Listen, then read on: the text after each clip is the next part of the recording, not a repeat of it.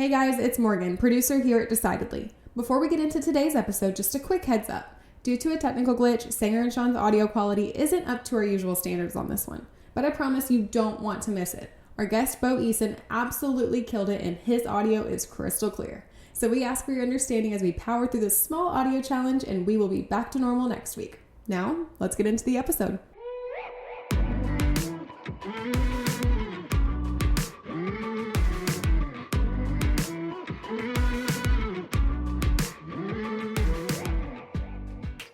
Have you ever seen the vegan protesters outside of a restaurant?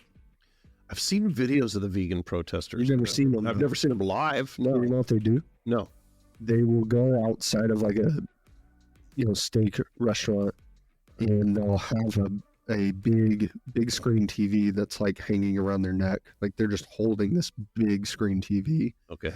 And the TV is playing a constant loop of like animals getting slaughtered. Okay. And they'll just stand right in front of the people who are eating on the patio. And that's their whole protest. What goes through somebody's mind that they want to be that annoying to some other person who's just trying to... Well, they think it's murder. That's what they think. It's not. Well, it's just the natural thing. I mean, you should obviously take care of the animals and treat them kindly, but I think we're built to eat meat. Yeah, I'm just saying that's not how they see it. No, I get it. They are passionately disagreeing with you. Okay. And but the funny part about seeing them is that nobody does anything different.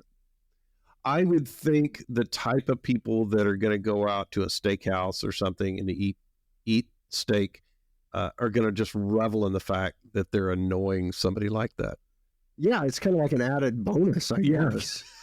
It's a perk. Yeah, it's a perk. I don't even have to pay, and I get to be the villain of someone else's night. That's great. I got that for free with my steak.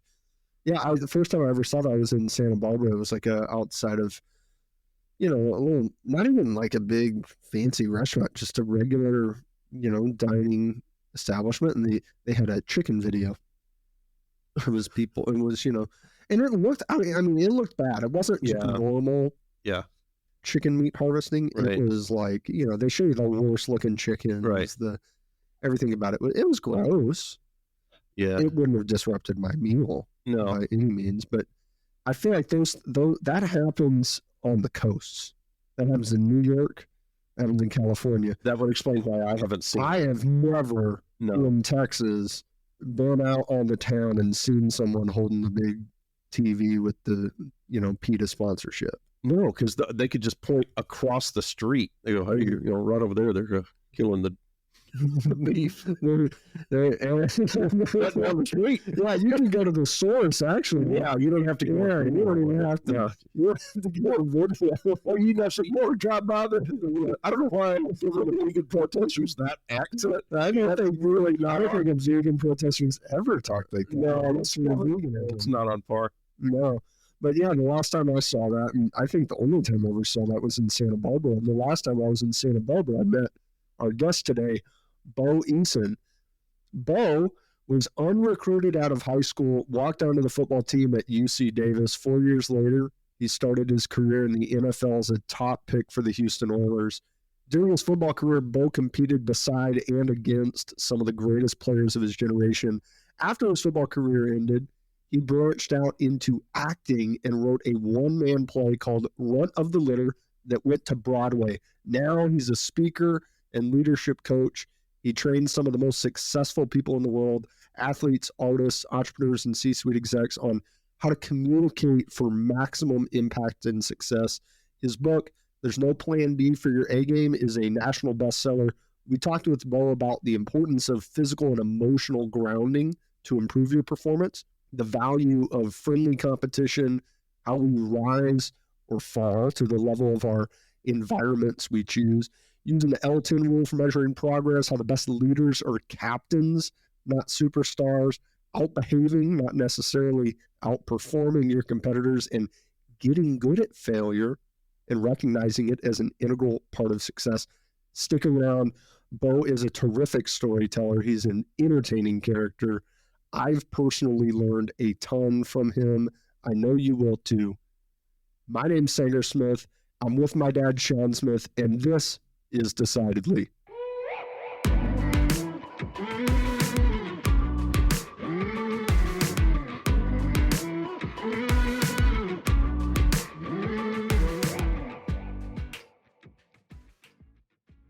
Hey, Bo, how's it going? Hey guys, doing good. Hey. How are you? I'm doing great. It's the three of us here. We've got an former NFL player, a Broadway actor, and an award-winning author. Between the three of us? Between the three of us. Well, I think there's several years of NFL experience between the two of us. It's just Bo has all of a it. good resume. That's right. That is a great resume between us three. Between the group. Yeah. Now, where did you grow up, Bo? You grew up in California? Yeah, I grew up in a small town. Everybody, when everyone thinks California, they think like surfing and beach. I grew up in a town called Walnut Grove, which is 725 people. So it's up on the Sacramento Delta. It's right on the water. It's all farm community. So it's much different than most of California. So very small town upbringing. Yeah, I actually have been there. I did some business coaching years ago, and we had an office there that I went to several times, surprisingly enough. And That's my town? Yeah, and it was so a friend of mine has a financial advisory business there. Look at that. Yeah, so son of a gun. Wow. Small world. I'm so glad to be able to talk with you, Bo, because we talk with a very wide range of guests. We'll talk with a birthing expert and then entrepreneur who's made a massive company. But I don't all the time get to talk to people who've had a huge impact on my life. And following the work that you did, going to your personal story power workshop, man, it made a huge impact on me as a person, but my business also. And I'm so excited to be able to talk with you about it, and hopefully people can learn, a glimpse of what I was able to learn from you. So I came in to your office one time, and Sanger was standing with no shoes and socks on, and he was standing on a rock. And I said, what is going on? What are you doing? And he had just come back, I think, so a month or so earlier. So. Yeah, break down the rock, please, yeah. because he still thinks I'm crazy. Well, no, I thought you were full of garbage, because it's like, what are you doing? You're standing on a rock. Are you right? Everyone does. Sanger, I appreciate you doing that. Way to go. That's called the Sacred Six. And the number one thing in Sacred Six is you ground your feet. You ground them to the surface that you're on. And most people just obviously don't do this. But if you go around, like if you go to the greatest ballerina in the world, if you go to the greatest athlete in the world, if you go to the best musician, stage performer, anything that has to do with performance, they have to get grounded to the surface they're on, because the safer they feel on the surface, the more the body can come out and play. And it sounds crazy, right? And it is. It is. When I ask people to do this, especially business people, especially financial advisors, they're like, are you crazy? I'm not doing that. And a lot of times when I'm working with financial advisors, I'll have them do it. They'll give me the same feedback. They'll take it back to their office, and they're the boss, right, of the office. And then the other people who are, the other advisors in the office, they walk by the boss's office and they notice that the boss is in there with no shoes on, standing on a rock, and they think the boss has lost his mind, right? And then they see the business start to grow, and then everybody's in there standing on the rock. It reminds me of the shoes that I had. This had to have been probably 10 years ago. I was running marathons in these the Vibrams, the toe shoes that were real popular for a while. And you're right, there's a completely different feeling. I would hike in these, I would run in these, and you just felt grounded to the surface. And I started reading about it, and there is not just the physicality of, but there's an energy in the earth. And this sounds hippy dippy. You're going to make it really does. You're going to make. I'm all about it though. But you get this energy in connecting to the earth when you can feel it, when you can walk. And so I would just love these. Unfortunately, I can't run long distances a minute anymore. Turns out They're horrible for you to run marathons in, but good for you to ground the earth in. And I think there's a lot of wisdom around that, Bo, when you talk about getting grounded. We talk a lot about decision making, getting back to the grounding of it. What is the core basis you're making decisions on? And I think that is super important on the platform. Yeah, I agree. And Sanger, I know you came to the 3-day event, so you probably, I'm guessing you met Jean-Louis, right? Jean-Louis Rodrigue, Yes. the movement Yes. coach. So this guy, if you watched the Academy Awards a couple of weeks ago, you see him get acknowledged a couple of times on there. He's a movement coach. But what's so crazy about it, you guys, is every time there's a amazing performance that wins awards and we all hear about them and know about them, whether it's Leonardo DiCaprio or Margot Robbie or this guy who just won the Academy Award a few weeks ago, they always acknowledge the movement coach the Sanger and I work with, right? So there's something to it. Performers know, just like you were talking about, Sean, performers know they need all the safety they can possibly have to let it hang out up there. And so they need to be grounded. And I just have found it so powerful for me coming from an athletic world into the stage world. It really helped me cross over into that world, and to be able to be as kind of fearless as I was in the NFL. It crossed over so I could do that same kind of fearlessness on the stage.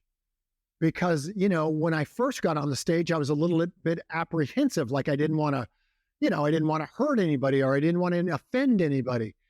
But I soon learned that I could have that same kind of aggressive behavior that I had on the field on a stage. And it just gave me this permission and this freedom. Anyway, I know it does sound woo-woo at times, but here's my motto. I mean, if it works, I'm doing it. I don't care if I have to put my foot on a rock. If it works, I'm doing it. And most people just are too embarrassed to do it, Yeah. And so that's kind of it. Do it in the privacy of your home. Do it in the corner of your office with the blinds down. That rock, by the way, is still in my. It's on the floor of my bathroom. So every morning I have to address it before I go on with my day. And most people don't, who come to my house and go to my bathroom, but occasionally, without fail, every time, what the hell are you doing with this rock, man? And I tell them, and they look at me like I'm crazy, but I know I'm not crazy. I can look at people who are more successful than me and say, hey, it works for them. Who am I to call it crazy? If Jean-Louis says you got to do cartwheels to warm up, I go, I'm doing cartwheels, I guess, So I want to get to the Broadway movement and all the decisions you had to make there. I want to back up though and take me through the journey from, you grew up one brother. Yeah. Take me through that journey of the competitiveness that must have been in that household that took you through playing football in high school onto college and the pros. Yeah. I grew up, my brother is a year older than me, and then we're the two youngest. So I'm the youngest of six. We have 4 older sisters who were all athletes. So we got our butt kicked by girls growing up the whole time, right? So we got very competitive. We learned how to compete, and my sisters were good athletes. So my brother's about a year older than me, a year older in school. And he was always better than me. He was always bigger than me. So I just tried to compete and keep up with him. And as it turns out, that took me all the way to the NFL, right? I just was hanging on to his shirt, his shirt tail, and just like pounding the whole time. And so it got us both careers in the NFL, which was very cool. We are a competitive family for sure. We went to high school together. We played together. We didn't get any scholarship offers to any colleges. And we both walked on. Like my brother went to a junior college in Sacramento. I went to UC Davis, which is a Division II school in California that, they don't give scholarships there. So I walked on there, and cut to 4 years later, my brother became a first-round pick, quarterback of the New England Patriots, took them to their first Super Bowl. And then I became a second-round pick to the Houston Oilers. And that's how it all kind of happened. So I always talk to kids these days, like my son, he wants to be a pro athlete, and he'll see other kids around him get more attention or more notoriety or more scholarship offers. And I always tell him, I go, look, it's rarely the superstar in high school that is the NFL player. It's rarely the superstar in high school and college that is in the pros. It's often the opposite, because those people, they learn to take shots, like they learn to get their butt kicked. And superstars, for the most part, they like winning, and they don't like anyone touching them, right? So as soon as somebody touches them, they start crying, and then they quit. And so that's why the mutts always make it all the way. And that's why you always hear the same story over and over again about, wow, how did Michael Jordan get cut from his high school basketball team twice? How did Tom Brady have 6, 7 quarterbacks drafted in front of him? How did that happen? And yet those are the guys who go all the way. Yeah, and sharing that mindset with a brother, I can only imagine that amplifying it, to an amazing degree. We hear so much about brothers making it to professional sports together, right? Whether it's the Jones brothers, the Morris brothers in the NBA, the Stahl brothers in the NHL, it seems like there's always a good crop of brothers that are in the league together. And some people might dismiss that and go, well, yeah, of course. I mean, if you got the genetics to make it, everybody in the family is going to make it. It's easy. Yeah, obviously. I got gifted, right? It kind of like dismisses, they'll kind of use that to dismiss the achievement, right? And say, oh, yeah, well, those people who make it to the NBA, to the MLB, to the this, to that, and to the highest level of insert field here are there because of talent, and that talent was God-given and inherited, and they didn't have to work for it. And it's like, man, the fact that these brothers are making it seems to tell me the opposite. It's like you grew up and you had this mindset that carried each other. Because how could you have that mindset alone? You're not gonna be good brothers for very long. Oh yeah, no doubt about it. And there's typically a little brother and a big brother, and those are two different makeups, right? Like the big brother is usually bigger, better. The younger one's more scrappy. So they really feed off each other. One tries really hard, is all about, effort and determination. The other one's more stoic and more in a captaincy mode, like the captain of the ship, and just kind of leading the way. That's how my brother and I were able to do it. And, it just really works that way. And there's something special also about being really close in age, where you're actually on the same team, and like I remember in high school, like my brother playing quarterback and throwing me passes and winning games. And it was so it wasn't that it was easy. It was familiar because you had that chemistry. Every day in the backyard, he would throw the ball, I would catch the ball. And that's what we did for years in high school together. So we went to different colleges, obviously, and then we got drafted by different pro teams. So we never got to play with each other again. Actually, until now, now I have a 16-year-old son who wants to be an NFL quarterback. And my brother, being a former NFL quarterback, trains him, right? So just this morning, you guys, just a few hours ago, before my son went to school, we're out on the field. So my brother lives in Texas, so he's on FaceTime. We've got a tripod set up. My brother's coaching him through the lens. My son's throwing the ball. I'm catching the ball. I didn't know I'd be catching the balls at the age of 16, and my hands are killing me. But I was just telling somebody this morning that we keep record of how many balls my son throws and how many days he throws them.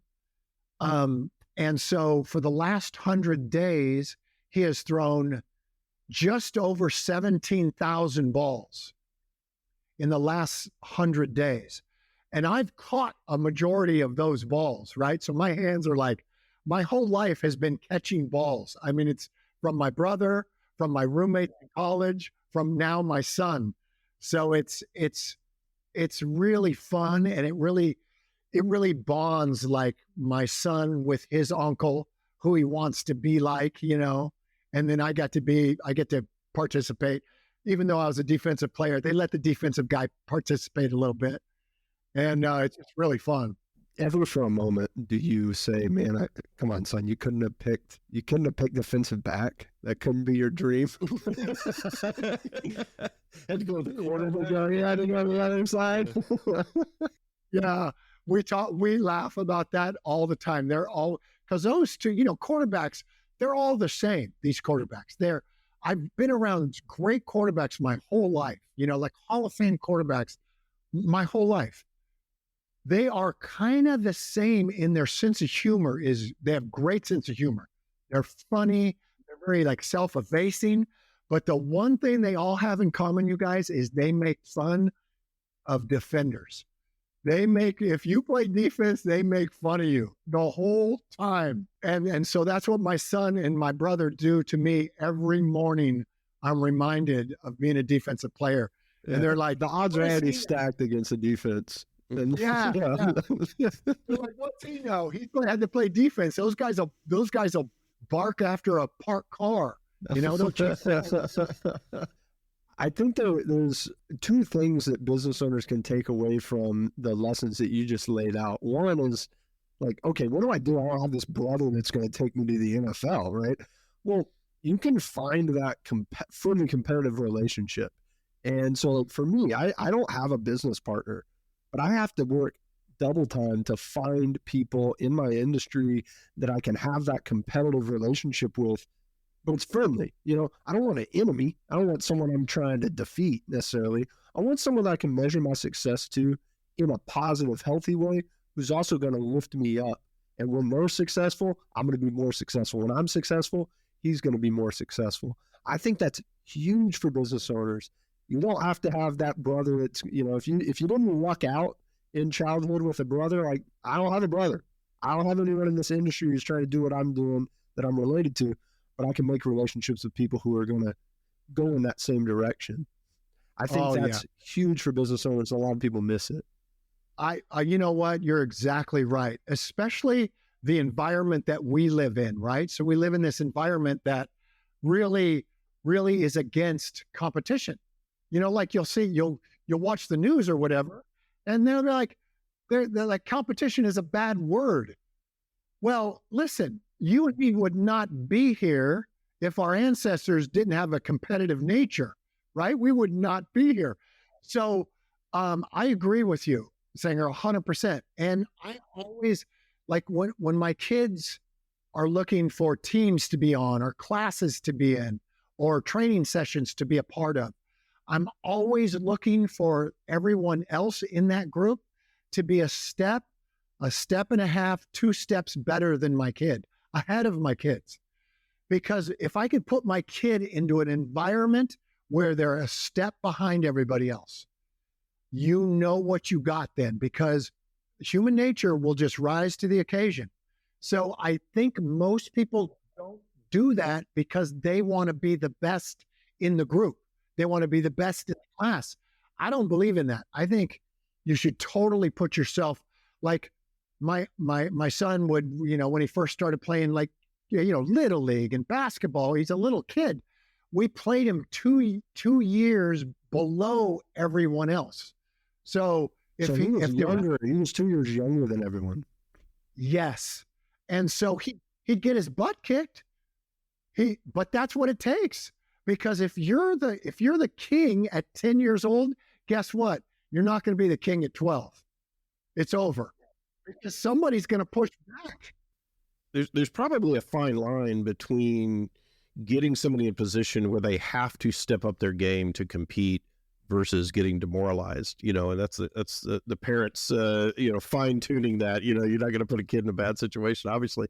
But I read the book. Have you read Simon Sinek's book, The Infinite Game? No, I haven't read that. it's really worth reading, as all his stuff are. And he talks about the concept of finding a worthy rival. And you had that with your brother. I didn't have that. I didn't have a brother, but I found in business that if I find a worthy rival that I'm going to compete against, and many times these people didn't know I was competing against them, but they became my enemy. Like, I'm going to beat this guy. I'm going to beat it was super helpful for me just to have something you're chasing, or have something that's making sure is not catching you. It's super helpful. Yeah, I bet you probably found that in NFL, playing NFL for years. Well, that's what's funny about it, you guys. So I think, Sanger, you were talking about like environmentally, like, I don't mean like the environment. I mean the environment like the office, like your home, like those kind of environments. It's funny because like if you grew up in my household, you were held to a certain standard, and it was just my mom and dad's. We didn't, back in those days, we didn't talk about culture. We didn't talk about that stuff. They just demanded a certain standard for us. And we lived up to that standard. My sisters too. And so that's why, earlier you said, wow, it's kind of crazy how you see these pro athletes come out of the same family. Well, it's because they're growing up in an environment that demands greatness. And when you live in an environment like that, and when you have a rival, like you're talking about, Sean, that rival demands you play up to the level that they're playing at, and all of a sudden you do. So you guys, it's so funny. So when I'm in high school, right, the environment in the locker room at high school sports is at a certain level, right? It's at a certain level. Some guys aren't very good. Some guys are good, but it's the level's not terribly high in high school. Then you go to college and it gets a little bit higher, right? But when you get drafted into the NFL and you walk into the locker room knowing that there's only 45 guys on this team and they get to choose whoever they want in the whole world, and you're in that room, I swear this happened, you guys. The minute I walked into that room, I walked in the locker room, I became better the second I walked in.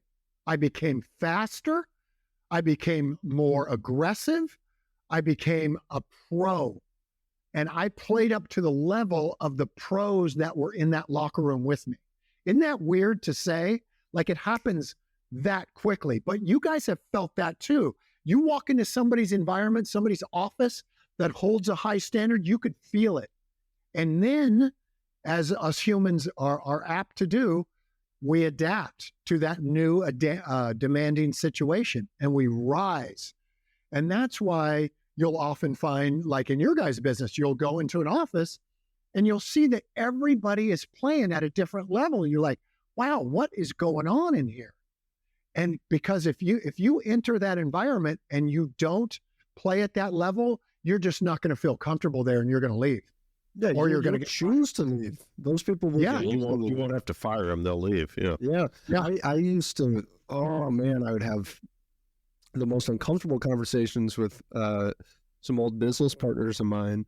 That they'd say, "Sanger, you're doing this. It's like, I think it's kind of rubbing people the wrong way. Like it might make so and so upset." And I would always say, "Good." That sounds like a positive consequence to me. And we just never saw that from the same angle. I have a question about something you said a few months ago. You said you track every single ball that your son throws and every day he throws it. What's the purpose of that? You guys are going to love this because it wasn't real. That wasn't really my idea. My brother is, he's quarterback. So quarterbacks are a different breed. They're smarter than the rest of the players, which is why they play that position. So my brother uses this term, and I don't know if you guys use it, but he's been an investor his whole life since he started making money way back in the 80s. And he uses this measurement called L10, the last 10. So the last 10 days, what has that company done? Like, where's the stock price or what have you? Has it grown? Has it not grown? So we use this terminology. He introduced it to me called L10. And he said, so Bo, I think we should start measuring L10, last 10 days. And each one of those 10 days, what has Axel, my son, because he has this big dream, what has he done in those last 10 days that we can look at and measure for 100% accuracy? And what has he not done, more importantly? So most people don't do that. And so a day goes by, 3 days goes by without you throwing a ball or picking up a ball. And you kind of forget what your dream is in the first place. So we started doing this. And we just have little circles that I draw on a board in my gym. And my son sees it every morning. And he just gets to cross out that circle. There are 10 circles across the page, 10 circles across the board, 10 circles across the board, all the way. So, you know how like experts always say, well, if you want to get better at something, you better measure it. So that's how we measure how many balls he throws. So we measure the days and the balls. So, you know, in the last 100 days, he's thrown 17,167. So now Axel, my son, he can look at that board and we can all put our heads together and go, how many other 16-year-old quarterbacks in the world right now, today, can say that they have thrown 17,167 balls in the last 100 days? No one except us. And it just gives us this edge. Like, we did that. We did that as a, and that's how we've done it, because look, we know the long game. The long game is for him to get drafted in 6-7 years. But he's been working on this plan for many, many years already. So we're just looking at these L10s and just measuring and measuring and measuring. And look, sometimes we miss a day. Sometimes we miss a few days, right? Because of basketball season or track, because he plays sports. So it happens, right? But at least we know when we're off course, and we know when we're on course. Yeah, that makes so much sense. And this, you guys, think about this. If people did this, right, there are no accidents in my son's life. There's no, so one day he's going to get drafted, right? And ESPN in 6 or 7 years is going to announce that, oh, the first pick of the whoever, the Houston Texans is Axel Eason. And everyone's going to go like this, just like you said. Oh, he's lucky. Oh, yeah. He's got it in the genes. Oh, yeah. He's fortunate. And they're going to just devalue all that work. Yeah, I think it's a blessing for him to get cast with that, because it's only going to motivate him more. It's only going to motivate him more. I never had that level of attention on a national stage, but I had people make a few comments to me when I was starting out in the same career that my dad spent 30 years in. And in a way, I changed my framework. Instead of like fighting against it and saying, oh no, it wasn't easier for me, I go, yeah, it was easier for me because I got to learn from him. I didn't get some gift. It's not about the handout, whatever. And you know what? Even if I did, what are we going to do? What are we going to change? Is Axel going to give away the whatever genetics he inherited? No, he's your son. That's what he's got to work with. Just like we've all got our own biology to work with. But I said, yeah, I do have an advantage over everyone because I get to learn from the best every day. And if he hired a coach who was the best in the world, at the best quarterback coach, he's not going to get that same level of instruction that he's getting from y'all. Yeah, that's true. One of the things I remember, you're talking about tracking indicators, and we track in our business key performance indicators, and it's so funny. I had a manager years ago when I first started the business, and he didn't understand this concept, and he would focus on going around to our office and telling us to turn in business. Go, turn your business in, it's Friday, make some money, make some money. Whatever. And I even, like, being a month in the business, I knew, well, something's wrong about that. He should be focusing on things at the beginning of the cause and effect funnel. The turn in my business is at the effect. He should be tracking key performance indicators at the cause end. If I had the business, it would be turned in. Right. And so, the throwing the football, 7,000 footballs. And so, we were tracking my business. We were tracking, number of meetings that, that we would have. We'd set up a goal. We want to have 2,000 meetings this year. And we would just track that. And if all the other behaviors are lined up, you're going to get the results that you want. I want to point out something I noticed that you said, and this is all about mindset, because I think that's super important when you look at decision making and setting goals. You didn't say about Axel, you didn't say, hopefully one day he'll be drafted. You didn't say if he's lucky he'll be drafted, or we're fortunate. You didn't even say if he works hard enough. Yeah, you just said one day he'll be drafted. And I think that is a beautiful expectation of the goal, on setting those goals and deciding to move forward. And that's exactly how you talked about it, 5 years ago, and probably longer than that. Uh-huh. Yeah. It's, did you have that same mindset? I'm sorry, go ahead, Bo. No, I know where you're headed with that question. It's awesome. My dad woke us up by telling us we were the best. That's how we woke up every morning. All the kids that he had, all 6 of us. He would cuss. My dad, every guy from that generation, my dad was like a cowboy, like a tough dude. And he would cuss when he woke us up. Like, he'd rub our backs. He'd say some foul language and he'd tell us we were the best. And we woke up that way and we were like, what is Dad talking about? He's embarrassing us in front of, the other Little League parents and our teammates, because he kept saying we're the best and we weren't. But he just kept saying it and he kept seeing it.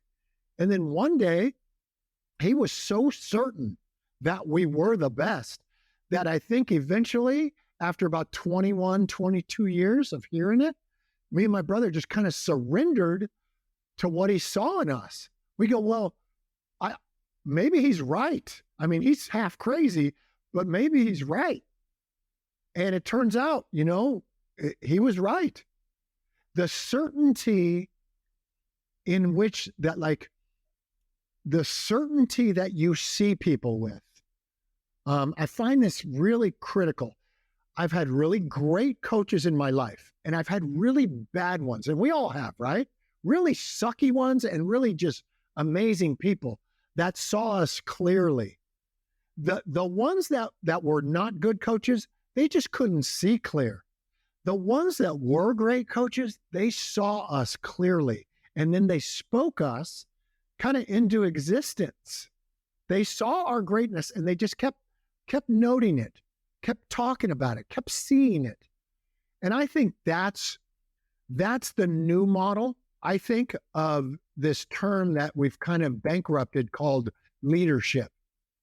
I think the new leadership, which I hate to even say that word because, back when you and me were growing up, if somebody told you, hey, you're a leader, you got to stand up, you got to lead, that meant something. But today's world, I'm not sure it has the same connotation. I think people go, the reason is for that shift? I just think that leadership has become a very narcissistic, meaning, oh, it's all about me, the leader. I get to talk. I get to point at people. I get to demand of them. And I'm not saying that's not a part of leadership, but the true leaders are more, they're just, I view them more as captains. Like, I always think of like the captain of the Titanic. Everyone else gets off the boat and gets on the lifeboats. The captain does not get on a lifeboat. The captain goes down with the ship. And so the greatest captains that I've ever played with or played against are all kind of cut from the same cloth, meaning they're not necessarily the best player. They're not necessarily the superstar player. They play a position that does all the dirty work. They carry water for everybody else. They're certain, and they make you certain that you are going to win. That's what captaincy is all about. And I don't think our leadership model is there anymore. I think they're more about blaming the team, like pointing fingers at the team, instead of going, I got this, let's go here. I see greatness in you. Did you see that interview with Joel Embiid? He was the center for the Philadelphia 76ers. He won the MVP this year. Okay, so the 76ers get to the second round of the playoffs, and they get blown out. I mean, just destroyed by the Celtics. And Joel Embiid goes to the press conference, and he says, "You saw this? I did see this. Yeah. So there's another star player on the team, James Harden. He goes out to the press conference, and they go, hey, what could you have done better? Blah, blah, blah. Season's over. What are your thoughts?" And he goes, well, me and James can't win alone. The rest of the team needs to get better. And I was, how do you make that? Even if you think that, I would argue thinking it is bad leadership, but to say it and then to say it publicly, that team will never win a championship as long as he's there. And I'm not seeing that prediction on that alone. That's where you should base it. There's a great book. It's written by a guy named Sam Walker. It's called The Captain's Class. And it is about, he studied thousands and thousands of teams, both men's and women's teams. Didn't matter what sport. It all came down to these 7 people that led these 7 teams. And they're just what you're talking about, Sanger. Exactly. It had nothing to do with them being a great player. It had nothing to do with them being James Harden or Joel Embiid. It had to do with character. And why, you know who's going to win this thing is, like we're talking about the NBA right now, right? It's so predictable who's going to win this thing because of character, not their ability to play. I can tell you right now, either Jimmy Butler's going to win this thing or that big dude for Denver, whatever his name 100%. is. Those guys are straight up character. They're going to win. If you ain't got character, you're not winning. Listen to this, you guys, and you'll recognize this in your own business. Tom Brady he ain't the best player. He certainly ain't the best athlete, right? He wins more Super Bowls because he outbehaves everyone in the whole league. Think about that. I just said behaves. He didn't throw the ball any better than anyone else. He certainly can't run. He can't jump. This dude outbehaves everybody, meaning he's at bed. He's asleep at 7:00 in the morning. He has his own scouting team scouting the rest of the league. So he gets intel on everybody. No one knows that. He's doing that. He's getting the intel. He's making up the game plans. This guy eats meticulously, does not drink during the season, like nothing. So who do you think's going to go to 10 Super Bowls? Him or the dude who's like on Instagram every night, like drinking and, doing crazy crap and showing no character? I remember seeing an interview with a player who played like a couple seasons in New England. He goes, man, it's not as good as y'all think. It's not fun at all. Like, I didn't think it was fun even a little bit. Oh my God. You know what? He's exactly right. That is, he seems like a nice all-American boy because he's handsome and, got a nice family and all that. This dude is a killer. This guy is outbehaving everybody. No one on his team is going to mess up because they're playing to his standard, right? And again, you guys, it goes back to, is he the superstar player? Not really, but he ends up being it. But he gets the results. So I want to move on to, I could sit and talk NFL all day. I want to move on from when you left the NFL. You went on and and wrote a play that was on Broadway. And I wanted to ask you not why you decided to do that, not what caused you to do that, but how did you decide to do that? Because that's a real change in career. That's not going from the NFL to coaching or commentating on being a sportscaster. That is a complete different occupation.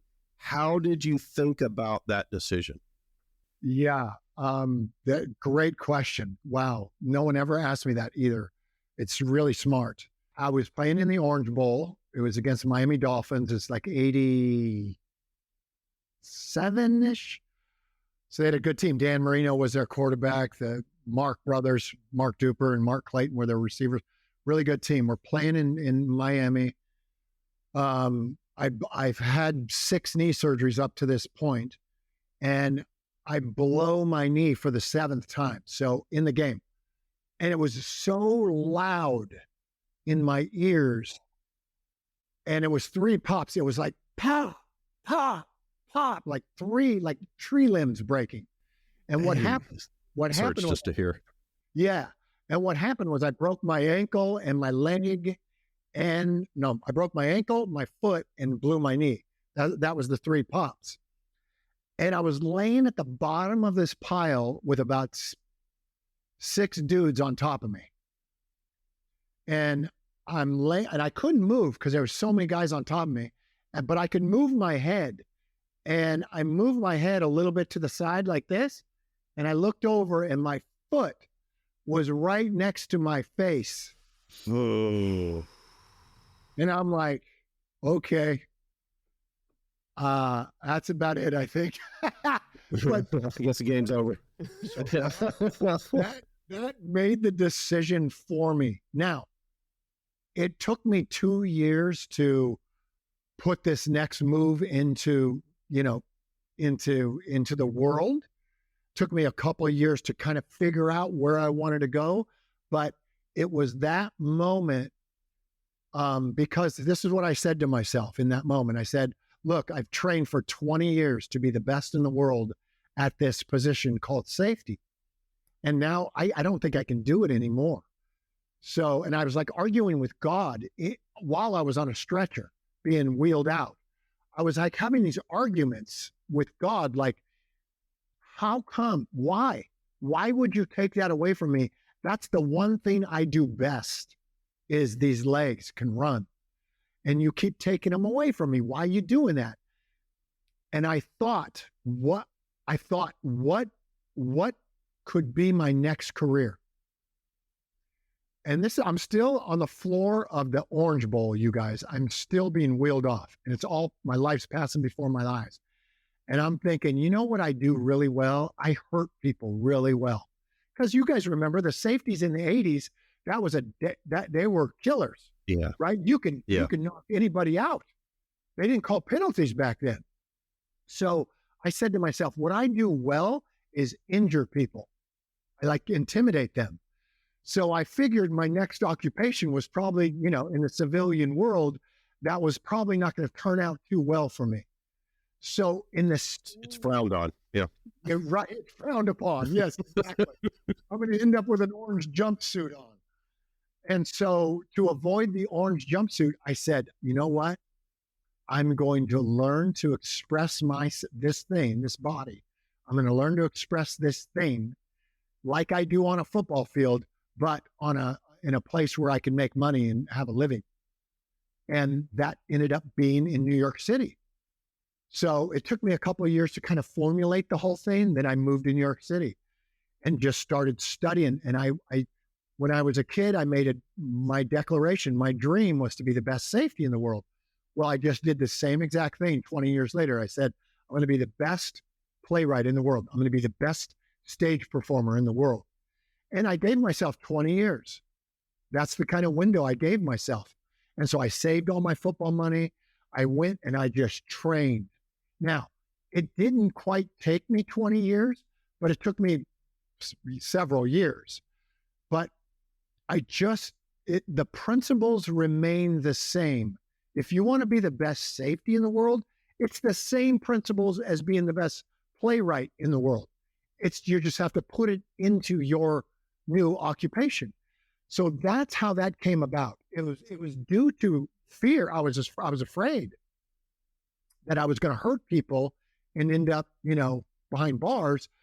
And then I learned if I can express myself on a stage, I will get paid. And not only will I get paid, I will not be thrown in jail for it. Right? I'll be. That's a 1-1. Yeah, it's right. The not getting thrown in jail part. Yeah, both of those things are good. It's a good. Yeah, it's a good point.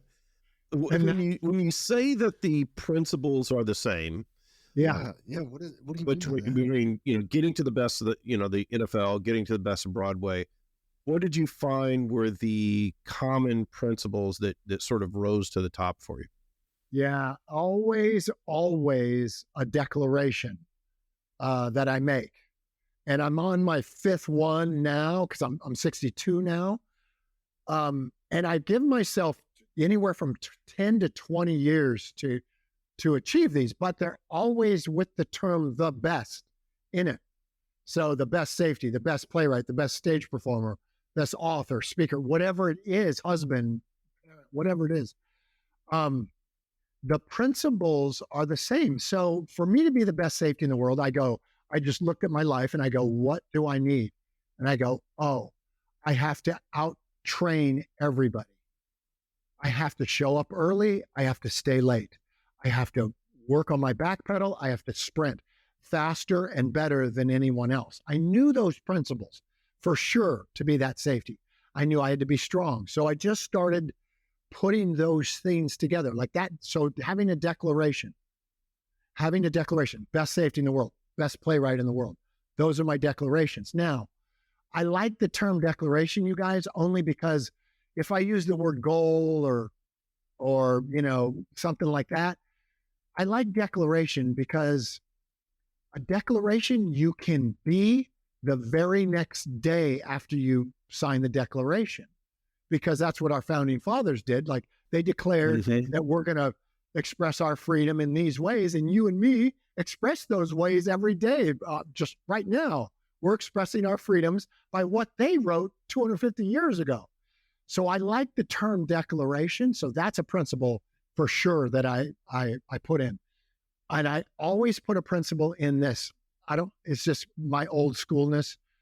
It's just like, I'm out work everybody. I'm just going to grind it out. I'm going to stay longer. I'm going to be there earlier. I'm going to stay later.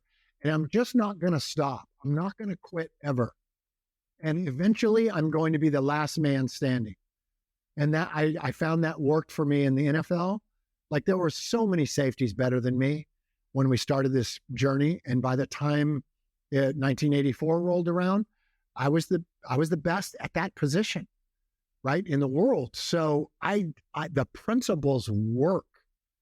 The same principles when I began playwriting and studying performing on stage. Another principle, you guys, is I find the person who is the best at that. I find a co-creator, if you will. I go search out the person that has that position already, and I study them. And if I can get close to them, I do that. So when I was interested in this whole Broadway thing,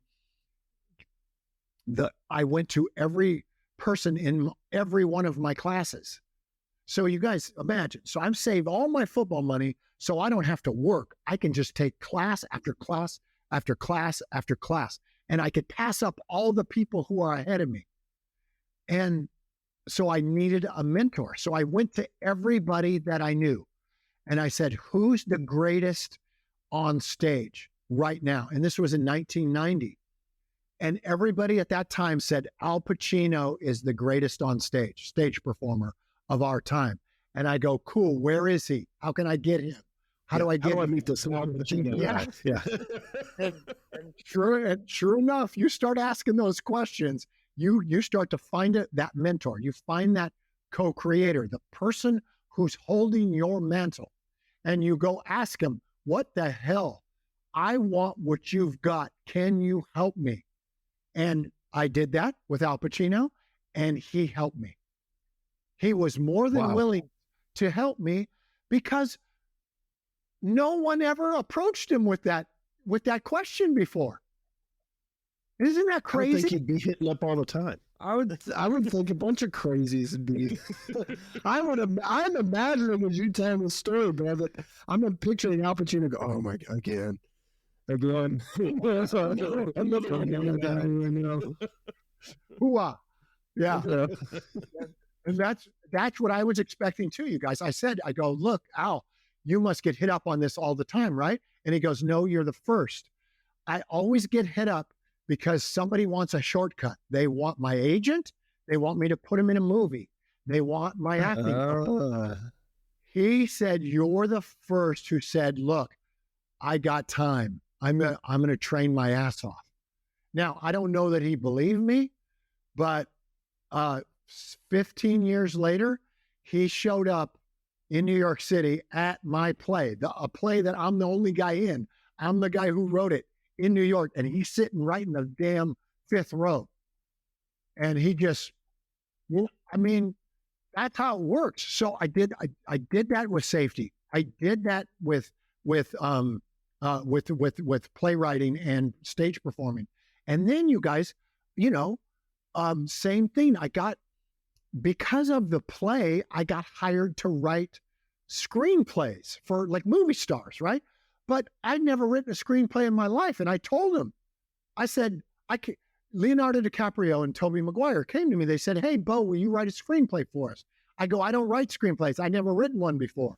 And they go, we think you do write screenplays.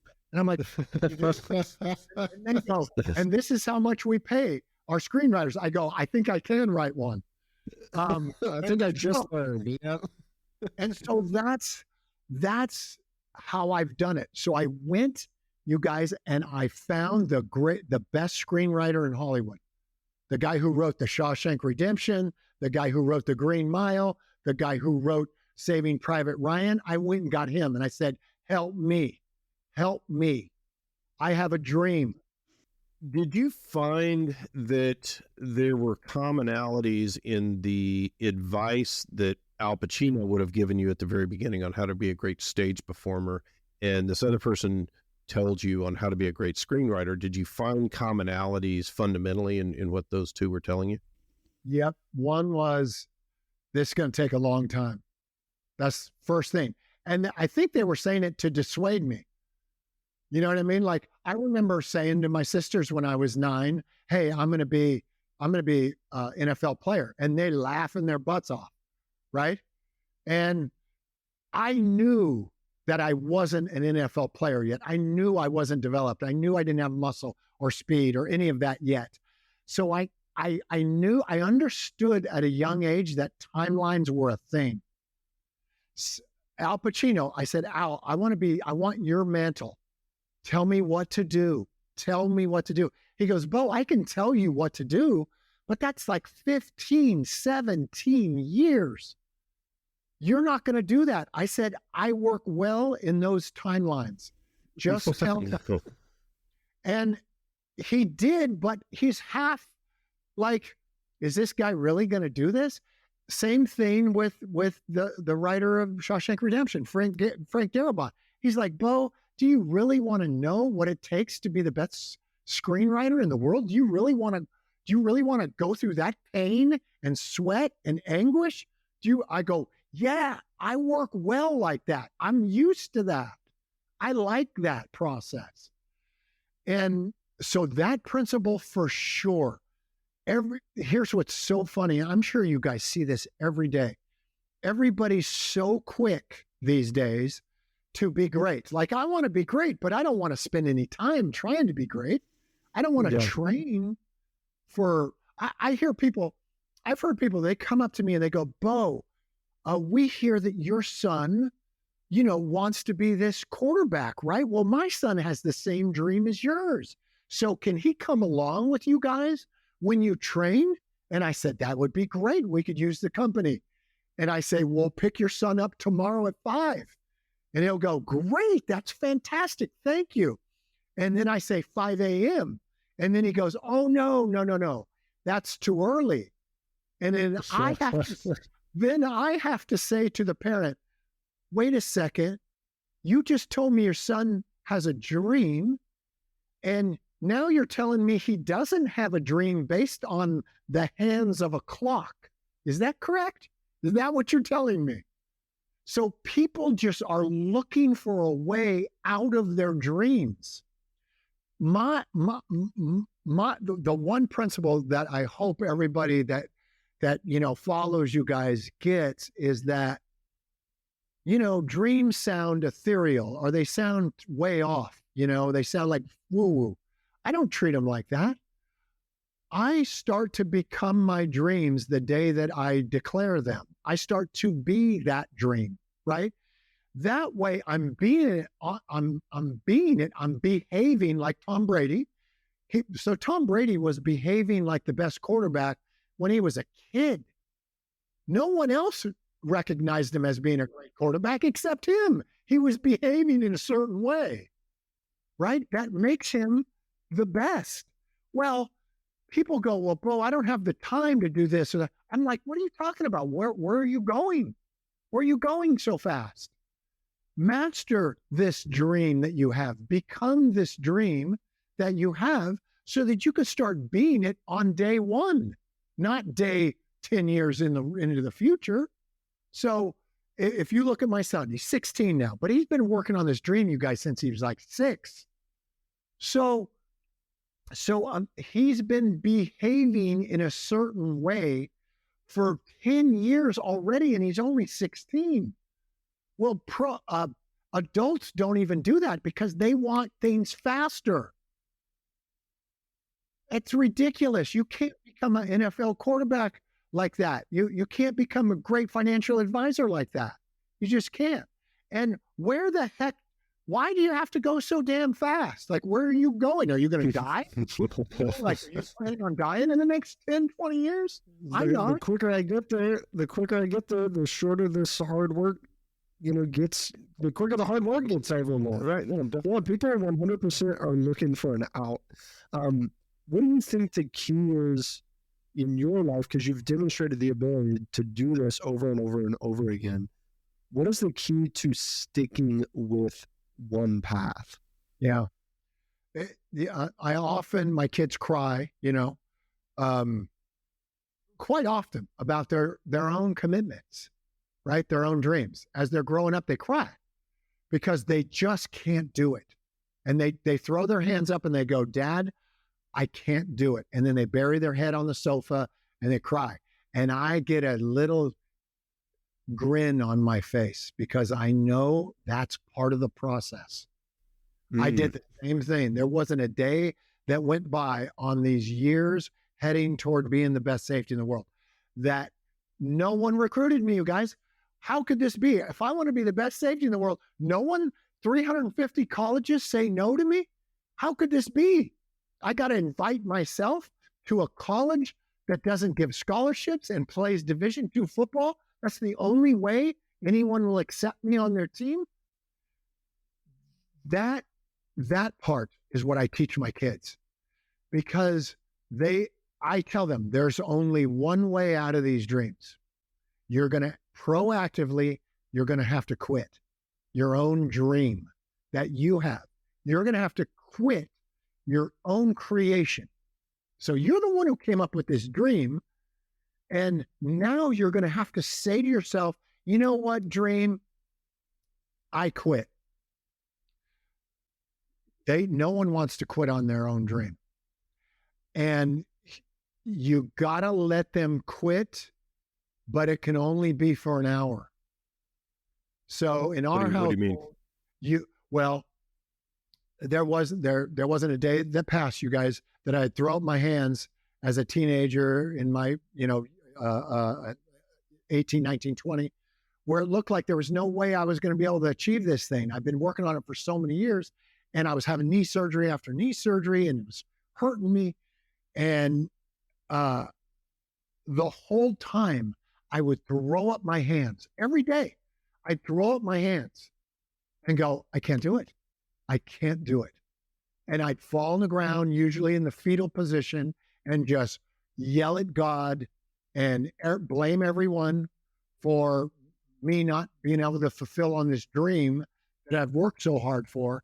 And then after that hour, you guys, I would stand up and I would re-engage. Yeah. So you got to give yourself these moments of just losing it. My kids do it all the time. When they cry, I know they're on the right path. When they say to themselves, I'm not smart enough. She's smarter than me. She's a better cheerleader than me. He's a better quarterback than me. I know that's the right path. I know it. Then they just lose all faith in themselves for an hour, and then they're going to re-engage. But if you don't have that hour to do it, you're going to build up too much stress in your body. You're going to then that quit's going to be a bigger event, not a small event. That's right. 100%. That's why you guys, if you think about it, a guy like we've been talking about, like Tom Brady a little bit, he is so good at failure. He's so good at throwing an interception for a touchdown and putting his team in jeopardy and then going, you know what? I'm still okay. I'm pissed. I shouldn't have done it. I'm okay. We're still okay. We're still going to win. He's really, and if you think of anybody that's super successful, I don't care what business, they're really good at that failure. Like not taking it too damn serious. Like, you know what? I effed up today, but tomorrow I got another chance. Yeah. I think we have to in business to find those new paths, because not every idea that I come up with is going to be great. I'm not going to bat 1,000 as a leader. I'm not going to bat 1,000 as a businessman. But if I'm not, I really needed to hear that today. If I'm not thinking about quitting and throwing it all away every now and then I'm not aiming high enough. You know, if it's all so easy that even on my worst day, it's yes. Yeah, you don't have a worthy goal. I don't have a worthy aim. So thanks for that. That's powerful wisdom. Yeah, and that's true. You guys, I'm really smelling this a lot, and I bet you guys are too. But I'll just articulate it, see how you feel about it. Is for men especially. I think it's a masculine thing. I don't think, as a whole, we're playing a big enough game for us. I think we're getting kind of reduced. We're kind of apologizing for who we are. We're kind of taking a back seat a little bit. We're a little bit worried about being too masculine or too strong or too demanding or too powerful, and we're apologizing for it. Now, we're not necessarily walking around going, I'm sorry. We're just kind of indicating to the world that if we play kind of small, or if we play kind of a mediocre game, it's a lot safer than playing the ultimate game. And I got to tell you, in the last several months, meeting with guys and being with groups and talking to them, even young guys like my son's age, they're trying to reduce their greatness by playing a mediocre game, and that, I think, is going to destroy the whole masculinity. Men, it's a big threat to our culture. It's a huge threat to our culture, because that's how we got to where we are, is people thinking great ideas and putting those great ideas into motion. People who dared to have a big, bold plan and then went after it. And we're the descendants of those people, either ethnically or in idea, right? If you immigrated to this country, you are a descendant of that American idea to explore, to pioneer. I have heard recently, this just happened yesterday, in fact. I was talking with somebody and they were talking about international cultures, and they were saying, in the U.S. and, we're the same as everybody else. I'm not saying we're better than other countries. I said, hold on, why not? Why are you afraid to say that our culture is better? There has to be a better culture. Yeah, I mean, someone's got to be right. Got to have the best ideas. I think they're here. Why are you afraid to say that? Yeah. So I think there's been a movement. I agree with you, Bo, that has moved away from being able to take a stand, saying, we're going to be the best. We're going to do this. Let's dominate it. But it's great wisdom, Bo.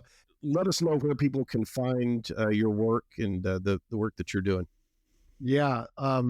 Well, you guys can always join me like Sanger did, and you could look up Personal Story Power event, which is an event I have. But you know what? I'd like everyone, if you notice how I speak and how all three of us have spoken on this podcast, it's all about story.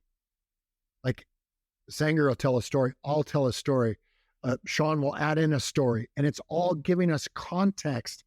But, personal story, what it really does for us is it gives us trust. Like when you're able to share yourself, you start to trust one another again, like former generations had to do. And our trust is at its lowest level. So I would love to give you guys a free a guide so that the listeners can go and capture their story. The thing that I think is the key to the kingdom for these dreams that I have is the story that I tell myself and then follow. I become the story and then follow that story, whether it's in safety, whether it's playwright, whether it's a writer, whether it's a dad. It's all story if you notice. And so if you guys don't mind, I'll pass along a story guide that they can all begin to capture this story. And all you have to do is just text personal story. So text the word personal story, 2 words, to 323-310-5504. And I'd love for you to start to capture your personal story, because I have found that is the most powerful thing that I've got. As soon as Pacino said, no, Bo, you've got to tell your story, because if you don't, you're going to hurt yourself or hurt other people, because what you've been trained to be is kind of an assassin, kind of somebody who hurts you. You know what I mean? That's kind of your job. Yeah. And so he goes, but if you can articulate it in front of people, then you can play the ultimate game. Then you can have trust and connection. Then you can lead. And so it's been really valuable to me. So I'd love for everybody to, be able to capture theirs. Perfect. Thanks for doing that. Yeah. I second it. The value that I got, like I said at the beginning, it's amazing. So if you're interested, even slightly, follow up with what Bo's offering. Thanks again so much, Bo. Appreciate you being here. Thanks a lot, Bo. Yeah, you're welcome. It's my pleasure. Thank you, guys. My takeaway from him, in terms of looking at decision-making frameworks, the thing that I picked up was what he said near the end of our discussion around declarations as opposed to goals. I have gone through in my own life and said, gone from a place where, I'd like to hike the PCT. Maybe one day I'll hike the PCT. That'd be so cool to hike the PCT. And it wasn't until I said, I'm doing this, I'm going to hike on the PCT, that it became real, and there was a different energy that I felt when I declared it. And it became a real goal. So that part of decision making, I think that declaration has to be part of your decision making process. My biggest takeaway was his story about his brother's advice for tracking progress, the L10 method, and measuring the last 10 days of progress of an objective measurement, right? So he tracks his son's football progress by saying, how many balls you throw today? And then let's look over the last 10 days to identify trend lines. That's genius. It's so simple. We could try to get really nerdy and get into, what's his percentage of accurate throws on, and, how to get really into like something that's harder to measure. If you're throwing more balls, you're going to get better at being a quarterback. If you're practicing more, you're going to get better. So let's do that. And that could be applied to our businesses very straightforwardly. You just made a great decision to listen to this episode of Decidedly. Make another great decision and leave us a 5-star review wherever you listen to podcasts. We appreciate your support. It helps others find our community and defeat bad decision-making in their own lives. For more daily decision-making insights, check us out at decidedlypodcast.com and on Facebook and Instagram at Decidedly Podcast. Thanks again for listening. I'm Sanger Smith, and this is Decidedly. Insights, advice, and comments provided by Sean Smith, Sanger Smith, and speakers identified as part of the Decidedly podcast should not be considered recommendations. Speakers not identified as members of Decidedly are expressing their opinion, and their statements should not be construed as reflecting the views of the Decidedly team. This podcast is produced solely for informational purposes, not personalized advice.